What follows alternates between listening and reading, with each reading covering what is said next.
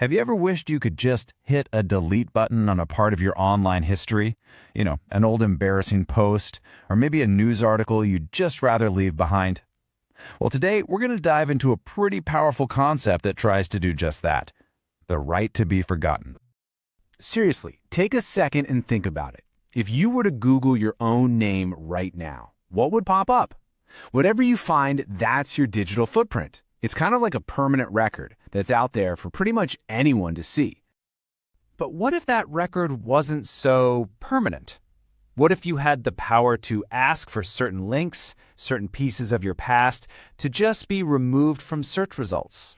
Well, that's the fundamental promise behind the right to be forgotten. So what is this forget me button, really? It sounds simple, right? But the reality is way more complex, and its implications are absolutely massive. So let's break it all down.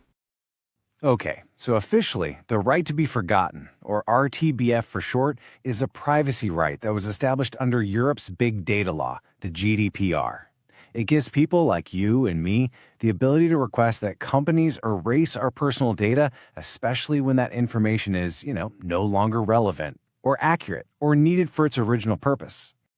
This whole thing really blew up back in 2014. There was a Spanish man, Mario Castella Gonzalez, and he actually took Google to court. Why?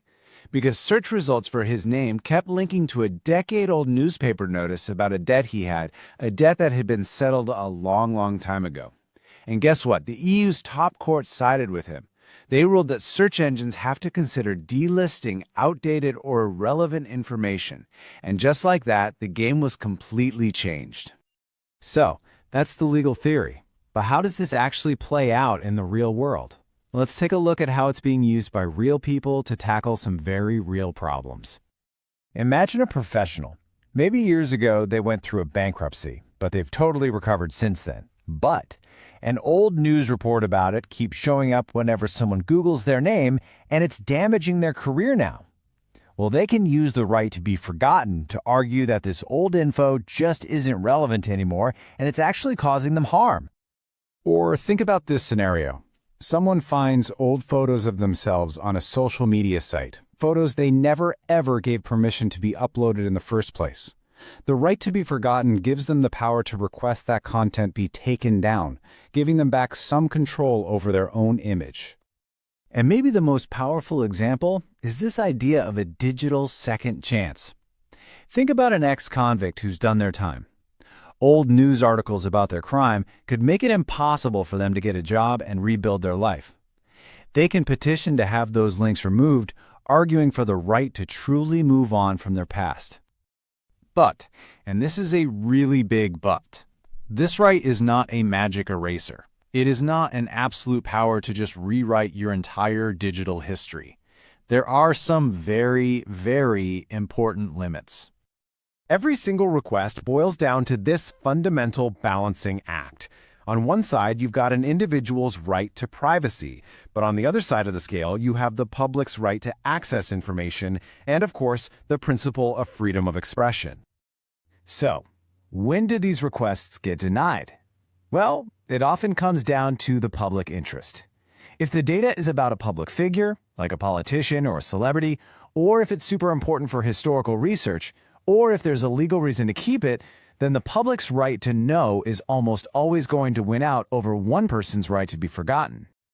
And look, the European Data Protection Board themselves put it perfectly with this quote: "It's not about one right being more important than all the others. It's about finding a fair, reasonable balance between these competing and equally important fundamental rights."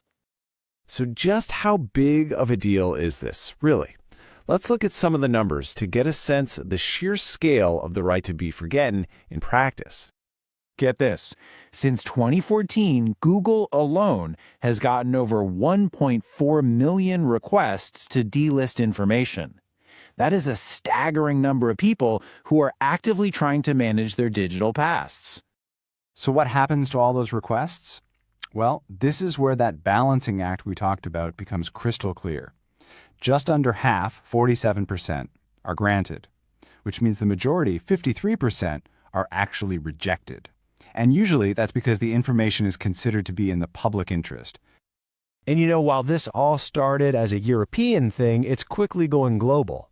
India, for instance, recently introduced a very similar right to erasure in its new Data Protection Act.